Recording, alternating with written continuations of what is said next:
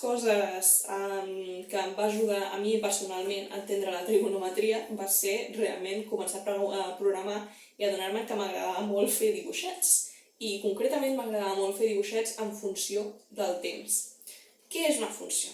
Una funció en matemàtiques. Una funció és una mena de caixa negra on li entrem uns paràmetres, una informació, i ens retorna uns altres. Per exemple, l'equació de la recta. L'equació de la recta li diem a un punt X i la pendent de la recta i on talla la recta l'eix de les Y i ens retorna l'alçada Y en aquell punt X. És una funció, és una caixa negra. El que faci dins no ens importa. L'equació de la paràbola també li diem quines són les propietats de la paràbola, li diem quin punt X volem estudiar i ens retorna a l'output, la sortida, és l'alçada d'aquella corba, la Y en aquell punt X. Sí? Doncs una funció pot tenir com a entrada, en lloc d'un sol punt, un punt que varia.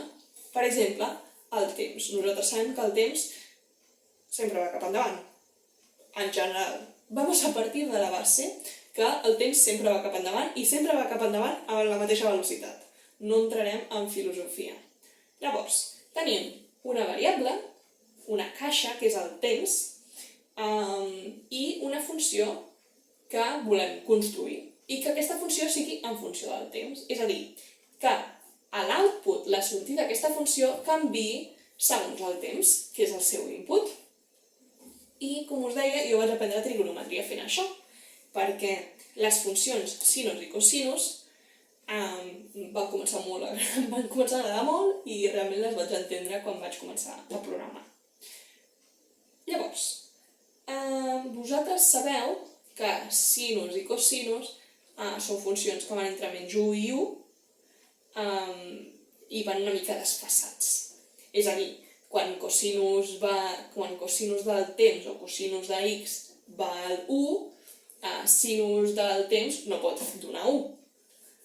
Llavors, el que us proposo és que amb sinus i cosinus i el temps feu o estudieu o feu alguna representació gràfica amb aquests conceptes. Jo us deixo alguns exemples i estaria molt bé que practiquéssiu perquè realment és una cosa superútil els sinus i cosinus. No us imagineu el que m'han ajudat a mi a la vida tenir tan clar sinus i cosinus. I a més, fan dibuixets macos, que és una cosa que si us agraden els gràfics abraçareu molt. Bona sort i no oblideu ensenyar-me els resultats, que ja us dic que sempre em fascinen. Sort!